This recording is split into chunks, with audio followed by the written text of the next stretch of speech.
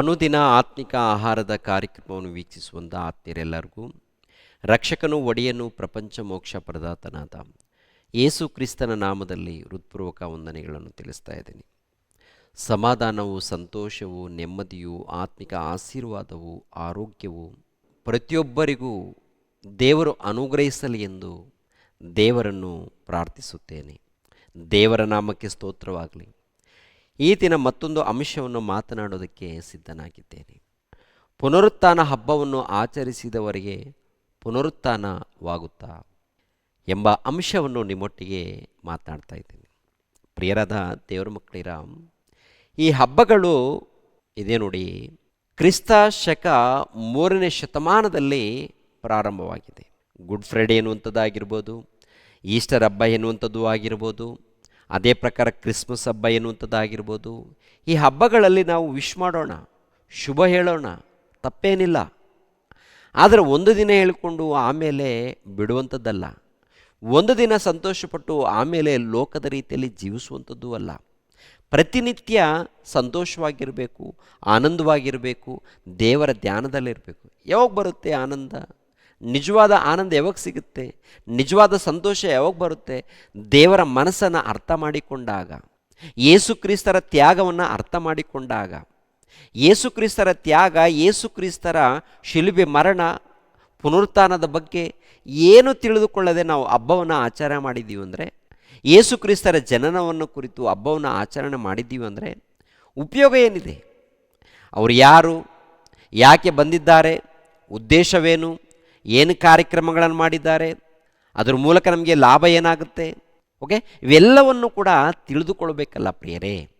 ತಿಳಿದುಕೊಳ್ಳದೆ ನಾವು ಹಬ್ಬಗಳನ್ನು ಇಲ್ಲ ಯಾವುದೋ ಒಂದು ಆಚರಣೆಗಳನ್ನು ಮಾಡಿಕೊಂಡು ಹೋದಾಗ ಲೋಕದಲ್ಲಿ ಅನೇಕ ಆಚರಣೆಗಳು, ಅನೇಕ ಹಬ್ಬಗಳು ನಡೀತಾ ಇದೆ ಅನ್ಯರ ಮಧ್ಯದಲ್ಲಿ. ಅವರಲ್ಲಿ ಒಂದು ಹಬ್ಬ ಆಚರಣೆ ಆಗುತ್ತೆ ವಿನಃ ದೇವರು ಮೆಚ್ಚುವಂಥದ್ದಾಗಲ್ಲ.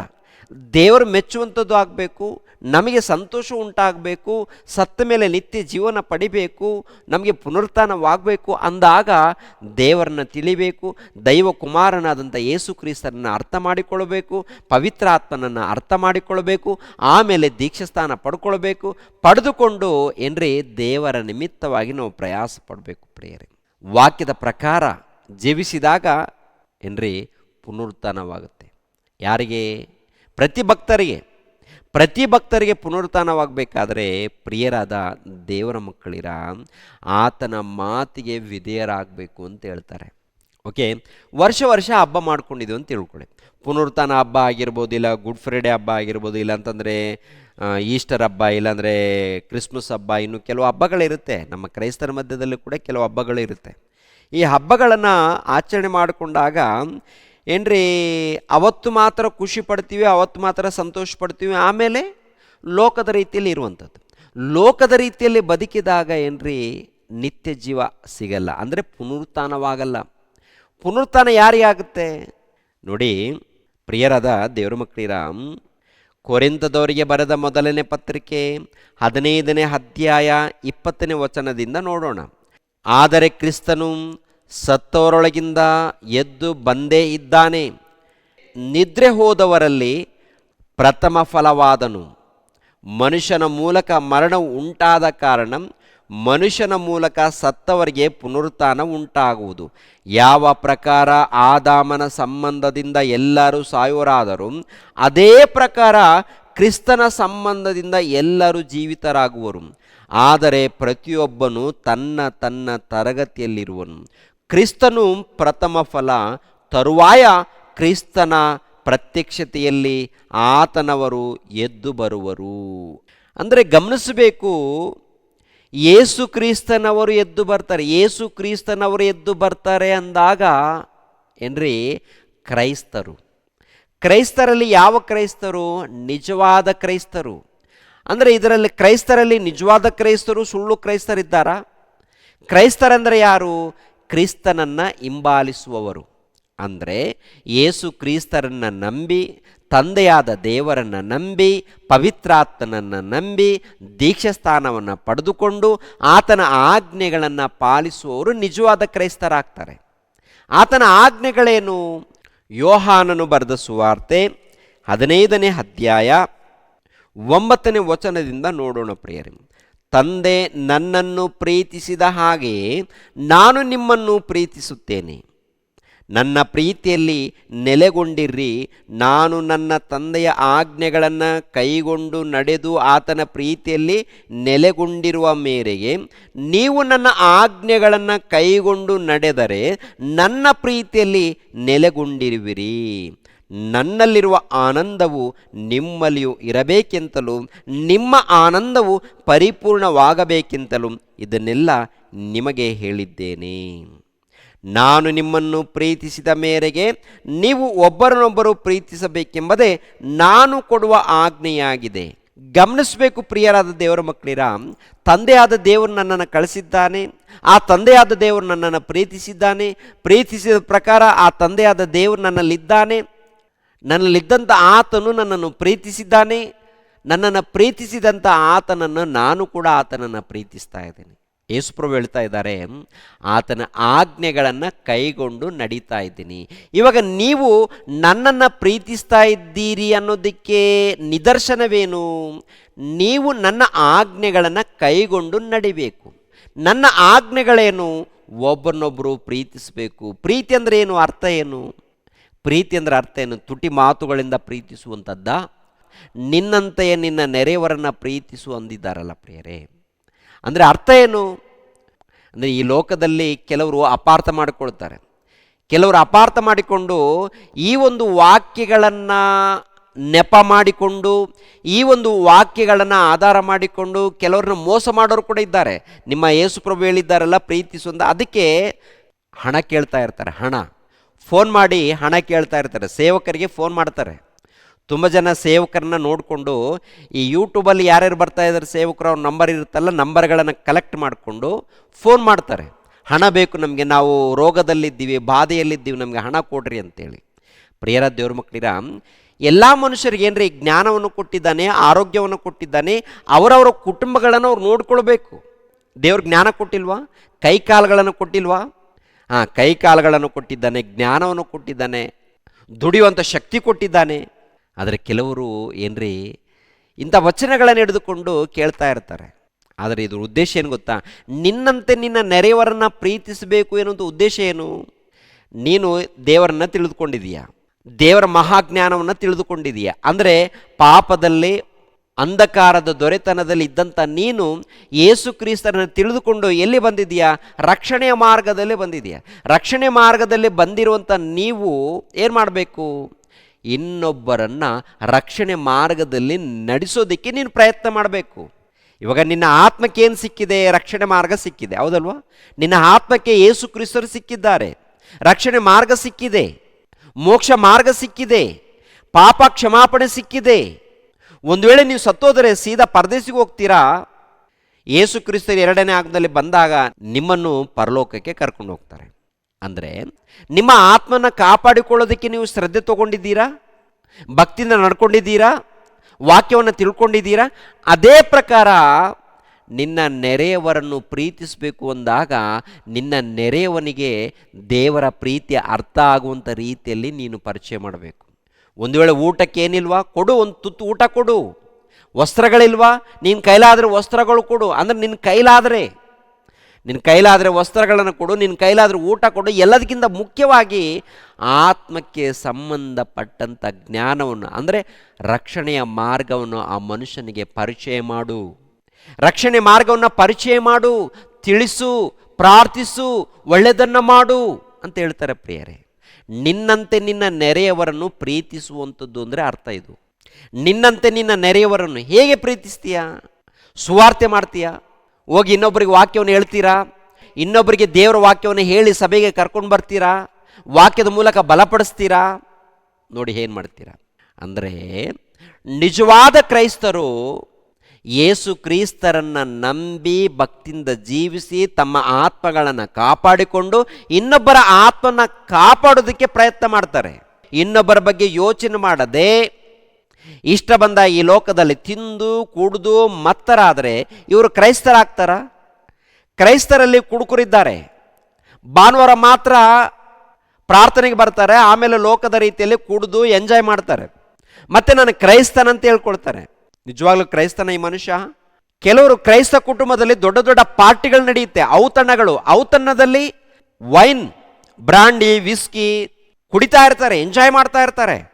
ನಾವು ಕ್ರೈಸ್ತರು, ಯಾಕಂದರೆ ಯೇಸು ಕ್ರಿಸ್ತರು ದ್ರಾಕ್ಷಾರಸವನ್ನು ಏನ್ರಿ ಒಂದು ಮದುವೆಯಲ್ಲಿ ದ್ರಾಕ್ಷಾರಸವನ್ನು ಮಾಡಿ ಕೊಡ್ತಾರಲ್ಲ, ಇವರೇನಂತ್ಕೊಳ್ತಾರಂತ ನೋಡುವಾಗ ನಮ್ಮ ಪ್ರಭುವೇ ದ್ರಾಕ್ಷಾರಸವನ್ನು ಮಾಡಿಕೊಟ್ಟಿದ್ದಾರೆ, ಅದಕ್ಕೆ ನಾವು ಕೂಡ ಕುಡಿಯೋಣ ಈ ಔತಣದಲ್ಲಿ ಅಂತೇಳಿ ನಮ್ಮ ಕ್ರೈಸ್ತರು ಕುಡುಕರಾಗಿದ್ದಾರೆ.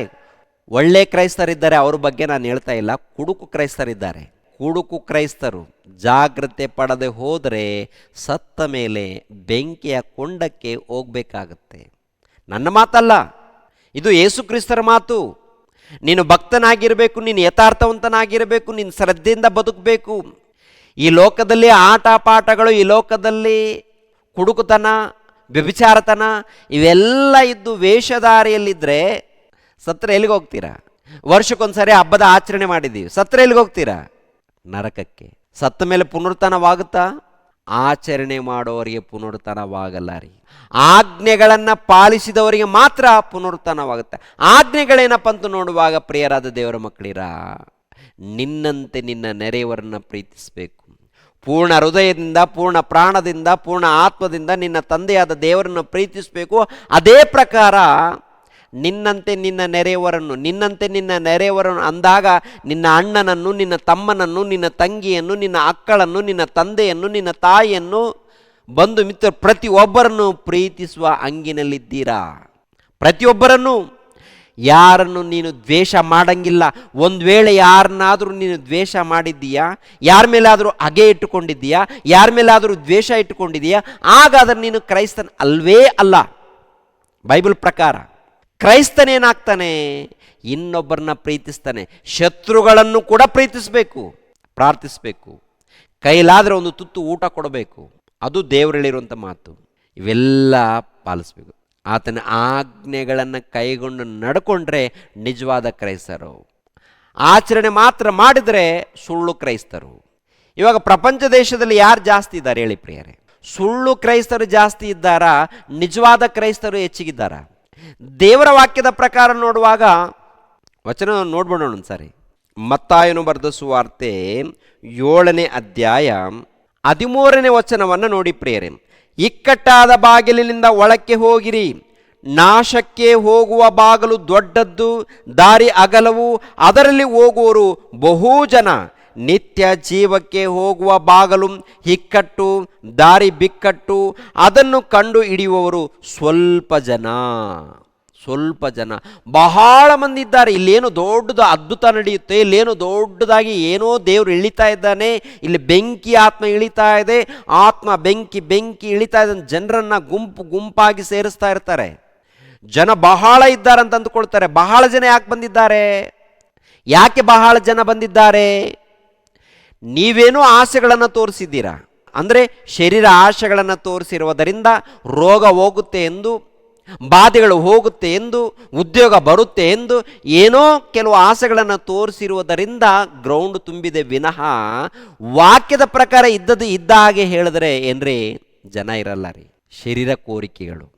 ಶರೀರ ಕೋರಿಕೆಗಳನ್ನು ಇಟ್ಟುಕೊಂಡು ಹಿಂಬಾಲಿಸುವಂಥ ಜನ ಬಹಳ ಜನ. ದೇವರ ಸೇವೆ ನಿಮಿತ್ತವಾಗಿ ಪ್ರಯಾಸ ಪಡುವವರು ಸ್ವಲ್ಪ ಜನ. ಆ ಸ್ವಲ್ಪ ಜನ ಇಕ್ಕಟ್ಟಾದ ಮಾರ್ಗ ಅಂತ ಹೇಳ್ತಾರೆ. ನಿಜವಾದ ಕ್ರೈಸ್ತರು ಸ್ವಲ್ಪ ಜನ ಇದ್ದಾರೆ, ಸುಳ್ಳು ಕ್ರೈಸ್ತರು ಬಹಳ ಮಂದಿ ಇದ್ದಾರೆ. ಇಲ್ಲೇನಂತ ನೋಡುವಾಗ, ಇಕ್ಕಟ್ಟಾದ ಬಾಗಿಲಿನಿಂದ ಒಳಕ್ಕೆ ಹೋಗಿರಿ. ಒಳಕ್ಕೆ ಹೋಗಿರಂದ್ರೆ ದೇವರ ಸಭೆಯೊಳಗೆ, ಯೇಸು ಕ್ರಿಸ್ತನ ಸಭೆಯೊಳಗೆ. ಇಕ್ಕಟ್ಟಾದ ಬಾಗಿಲಿನಿಂದ ಒಳಕ್ಕೆ ಹೋಗಿರಿ, ನಾಶನಕ್ಕೆ ಹೋಗುವ ಬಾಗಿಲು ದೊಡ್ಡದ್ದು, ದಾರಿ ಅಗಲವು, ಅದರಲ್ಲಿ ಹೋಗುವರು ಬಹು ಜನ. ನಿತ್ಯ ಜೀವಕ್ಕೆ ಹೋಗುವ ಬಾಗಿಲು ಇಕ್ಕಟ್ಟು, ದಾರಿ ಬಿಕ್ಕಟ್ಟು, ಅದನ್ನು ಕಂಡುಹಿಡಿಯುವವರು ಸ್ವಲ್ಪ ಜನ. ಸ್ವಲ್ಪ ಜನ. 1ನೇ ಶತಮಾನದಲ್ಲಿ ದೇವರ ರಾಜ್ಯವು ಎನ್ನುವಂಥದ್ದು ಸ್ಥಾಪನೆಯಾಗಿದೆ. ಆ ದೇವರ ರಾಜ್ಯವೇ ದೇವರ ಸಭೆ. ಆ ದೇವರ ಸಭೆಯಲ್ಲಿ ಏನ್ರಿ ಸೇರಿಸಲ್ಪಡಬೇಕು. ದೇವರ ಸಭೆಯಲ್ಲಿ ಸೇರಿಸಲ್ಪಡಬೇಕು, ವಾಕ್ಯದ ಪ್ರಕಾರ ಸೇರಿಸಲ್ಪಡಬೇಕು. ಬಹಳ ಮಂದಿ ಇದ್ದಾರಂತ ನೋಡುವಾಗ ಏನ್ರಿ ಲೋಕದ ಆಸೆಗಳನ್ನು ಇಟ್ಟುಕೊಂಡು ಸೇರಿಸಲ್ಪಟ್ರೆ ನಿಜವಾಗ್ಲೂ ಅದು ದೇವರ ಸಭೆಯಲ್ಲಿ ಸೇರಿಸಲ್ಪಟ್ಟಿಲ್ಲ ರೀ. ದೇವರ ಸಭೆಯಲ್ಲಿ ಸೇರಿಸಲ್ಪಟ್ಟವರು ಇಲ್ಲಿ ಹೇಳ್ತಾರೆ, ಇಕ್ಕಟ್ಟಾದ ಬಾಗಿಲಿಂದ ಒಳಕ್ಕೆ ಹೋಗಿರಿ ಅಂತಾರೆ. ಏನ್ರಿ, ದೇವರ ಸಭೆಯಲ್ಲಿ ಸೇರಿಸಲ್ಪಟ್ಟು ಭಯ ಭಕ್ತಿಯಿಂದ ಕೊನೆ ತನಕ ಜೀವಿಸಿದಾಗ ಸತ್ರೆ ಅವರಿಗೆ ಪುನರುತ್ಥಾನವಾಗುತ್ತೆ. ಅದು ಯಾವಾಗ? ಯೇಸು ಕ್ರಿಸ್ತರು ಎರಡನೇ ಆಗಮನದಲ್ಲಿ ಬಂದಾಗ. ಪ್ರಿಯರಾದ ದೇವರ ಮಕ್ಕಳಿರ, ನಮ್ಮೆಲ್ಲರಿಗೂ ಪುನರುತ್ಥಾನವಾಗುತ್ತಾ? ಈ ಲೋಕದಲ್ಲಿ ಆಚಾರಗಳು, ಲೋಕದ ಆಸೆಗಳನ್ನು ಇಟ್ಟುಕೊಂಡವರು, ಲೋಕದ ರೀತಿಯಲ್ಲಿ ಬದುಕಿದವರು, ಅಂದರೆ ಕ್ರೈಸ್ತರ ಮಧ್ಯದಲ್ಲಿ ಯೇಸು ಕ್ರಿಸ್ತರನ್ನು ನಂಬಿಕೊಂಡಿದ್ದೇವೆ, ನಾವು ಕ್ರೈಸ್ತರು, ನಾವು ಸನಾತನ ಕ್ರೈಸ್ತರು, ಪುರಾತನ ಕಾಲದಿಂದ ನಾವೇ ಕ್ರೈಸ್ತರು, ನಾವೇ ಸತ್ಯವಾದ ಕ್ರೈಸ್ತರು ಅಂತೇಳಿ ಯಾರಾದರೂ ಹೇಳ್ಕೊಂಡ್ರೆ ಆ ಹೇಳಿಕೊಂಡ ಪ್ರಕಾರ, ವಾಕ್ಯದ ಪ್ರಕಾರ ಬದುಕಬೇಕು. ವಾಕ್ಯದ ಪ್ರಕಾರ ಬದುಕದೆ ಹೋದರೆ ಸನಾತನ ಕ್ರೈಸ್ತರಾಗಿರ್ಬೋದು, ಪುರಾತನ ಕಾಲದಿಂದ ಕ್ರೈಸ್ತರಾಗಿರ್ಬೋದು, ಇಲ್ಲಾಂದರೆ ನಾವೇ ನಿಜ ಕ್ರೈಸ್ತರು ಅಂತ ಹೇಳ್ಕೊಳ್ಬೋದು. ವಾಕ್ಯದ ಪ್ರಕಾರ ವಿಚಾರ ಮಾಡುವಾಗ ಪುನರುತ್ಥಾನವಾಗಲ್ಲ. ಮತ್ತು ಪುನರುತ್ಥಾನ ಹೊಂದಬೇಕಾದರೆ ಪ್ರಭು ಏನು ಹೇಳಿದ್ದಾರೆ ಅದರ ಪ್ರಕಾರ ಭಕ್ತಿಯಿಂದ ನಡಿಬೇಕು, ವಾಕ್ಯದ ಪ್ರಕಾರ ಜೀವಿಸಬೇಕು. ಆದ್ದರಿಂದ ಒಂದು ಸರಿ ನಿಮ್ಮನ್ನು ನೀವು ಪರಿಶೋಧನೆ ಮಾಡಿಕೊಳ್ಳಿ, ನಿಮ್ಮನ್ನು ನೀವು ವಿಚಾರ ಮಾಡಿಕೊಳ್ಳಿ. ನಿಜವಾಗ್ಲೂ ನಾನು ವಾಕ್ಯದ ಪ್ರಕಾರ ಇದ್ದೀನಾ ಇಲ್ವಾ? ವಾಕ್ಯಕ್ಕೆ ಏನಾದರೂ ಭಿನ್ನವಾಗಿದ್ದೀನಾ? ನನ್ನ ಮಾತು ಹೇಗಿದೆ? ನನ್ನ ಪ್ರವರ್ತನೆ ಹೇಗಿದೆ? ನನ್ನ ನಡವಳಿಕೆ ಹೇಗಿದೆ? ನನ್ನ ಜೀವಿತ ಹೇಗಿದೆ ಅಂಥೇಳಿ ನಿಮ್ಮನ್ನು ನೀವು ಪರಿಶೋಧನೆ ಮಾಡಿಕೊಳ್ಳಿ ಪ್ರಿಯರೇ. ಯಾಕೆಂದರೆ ನಾಳೆ ಏನಾಗುತ್ತೋ ಗೊತ್ತಿಲ್ಲ. ಸ್ವಲ್ಪ ಹೊತ್ತು ಕಾಣಿಸ್ಕೊಂಡು ಆಮೇಲೆ ಕಾಣದೇ ಇರುವ ಹಬೆಯಂತೆ ಇದ್ದೀವಿ. ಆದ್ದರಿಂದ ನಿಮ್ಮ ಭಕ್ತಿ ಜಾಗ್ರತೆ, ನಿಮ್ಮ ನಂಬಿಕೆ ಜಾಗ್ರತೆ, ವಾಕ್ಯದ ಪ್ರಕಾರ ಇದ್ದೀವಾ ಇಲ್ವಾ ಅದನ್ನು ನೀವು ನೋಡ್ಕೊಳ್ಳಿ ಪ್ರಿಯರೇ. ವಾಕ್ಯದ ಪ್ರಕಾರ ಇದ್ದರೆ, ವಾಕ್ಯದ ಪ್ರಕಾರ ಜೀವಿಸಿದರೆ, ಒಂದು ವೇಳೆ ಸತ್ತೋದರೆ ಪರದೈಸಿಗೆ ಹೋಗ್ತೀವಿ. ಯೇಸು ಕ್ರಿಸ್ತರು ಬಂದಾಗ ನಿತ್ಯ ಜೀವನ ಪಡ್ಕೊಳ್ತೀವಿ, ಪರಲೋಕಕ್ಕೆ ಹೋಗ್ತೀವಿ. ಅದು ಮಹಿಮೆ ಶರೀರವನ್ನು ಧರಿಸ್ಕೊಂಡು. ಅಂದರೆ ಯೇಸು ಕ್ರಿಸ್ತರು ಹೇಗೆ ಪುನರುತ್ಥಾನವನ್ನು ಹೊಂದಿದ್ದಾರೋ, ಸತ್ತು ಎದ್ದು ಬಂದಿದ್ದಾರೋ, ಮಹಿಮೆ ಶರೀರವನ್ನು ಧರಿಸ್ಕೊಂಡು ಪರಲೋಕಕ್ಕೆ ಹೋಗಿದ್ದಾರೋ, ಅಂತಹ ಶರೀರವನ್ನು ನೀವು ಕೂಡ ಹೊಂದಿಕೊಳ್ತೀರಿ. ಅಂಥ ಮಹಿಮೆಯುಳ್ಳ ಶರೀರವನ್ನು ನಾವು ಧರಿಸ್ಕೊಳ್ಬೇಕಾದರೆ ಆತನು ಹೇಳಿರೋ ಪ್ರಕಾರ ನಾವು ಬದುಕಬೇಕು. ಆದ್ದರಿಂದ ಎಚ್ಚರಿಕೆ ಪ್ರಿಯರೇ. ದೇವರು ನಿಮ್ಮನ್ನು ನನ್ನನ್ನು ಆಶೀರ್ವದಿಸಲಿ. ಎಲ್ಲರೂ ತಲೆಬಾಗಿಸಿರಿ, ಪ್ರಾರ್ಥನೆ ಮಾಡಿಕೊಳ್ಳೋಣ. ಮಹೋನ್ನತನೇ, ಸರ್ವೋನ್ನತನೇ, ಮಹಾಪರಿಶುದ್ಧನಾದಂಥ ನಮ್ಮ ತಂದೆಯೇ, ಅಗಮ್ಯವಾದ ಬೆಳಕಿನಲ್ಲಿ ವಾಸ ಮಾಡುವಂಥ ನಮ್ಮ ದೇವರೇ, ಮಹಾಪರಿಶುದ್ಧನೇ, ನಿಮಗೆ ಸ್ತೋತ್ರಗಳು ತಂದೆ. ಅಪ್ಪ, ಈ ಲೋಕದಲ್ಲಿ ಅಂಧಕಾರದಲ್ಲಿ ಪಾಪದ ವ್ಯಾಮೋಹದಲ್ಲಿ ತಂದೆ ಒಂದು ಕಾಲದಲ್ಲಿ ಜೀವಿಸುವಾಗ ನಿಮ್ಮ ಪ್ರೀತಿಯ ಮಾತುಗಳ ಮೂಲಕ ನಮ್ಮನ್ನು ಕರೆದಿದ್ದೀರಾ. ನಿಮ್ಮ ಪ್ರಿಯ ಕುಮಾರನ ಮೂಲಕ ರಕ್ಷಣೆಯ ಮಾರ್ಗದಲ್ಲಿ ಸಭೆಯಲ್ಲಿ ನೀವು ಸೇರಿಸಿಕೊಂಡು ನೀವು ಕಾಪಾಡ್ತಾ ಇದ್ದೀರ ತಂದೆ. ಅದಕ್ಕೆ ನಿಮಗೆ ಸ್ತೋತ್ರಗಳು ತಂದೆ, ನಿಮಗೆ ಕೃತಜ್ಞತೆಗಳು ತಂದೆ. ಯಾವಾಗಲೂ ನಿಮ್ಮ ಧ್ಯಾನದಲ್ಲಿ ಭಕ್ತಿಯಲ್ಲಿ ಜೀವಿಸುವಂತೆ ಸಹಾಯ ಮಾಡಿ. ನೇರ ಪ್ರಸಾರವನ್ನು ವೀಕ್ಷಿಸಿರುವಂಥ ಎಲ್ಲ ಮಕ್ಕಳನ್ನು ಆಶೀರ್ವದಿಸಿ. ನೆಮ್ಮದಿಯನ್ನು, ಸಮಾಧಾನವನ್ನು, ಸಂತೋಷವನ್ನು, ಆರೋಗ್ಯವನ್ನು ಪ್ರತಿ ಮಕ್ಕಳಿಗೆ ದಯಪಾಲಿಸಿ. ಯೇಸು ಪವಿತ್ರ ನಾಮದಲ್ಲಿ ಬೇಡಿ ಹೊಂದಿದೆಯಪ್ಪ ತಂದೆಯೇ, ಆಮೇನ್. ಎಲ್ಲರಿಗೂ ವಂದನೆಗಳು.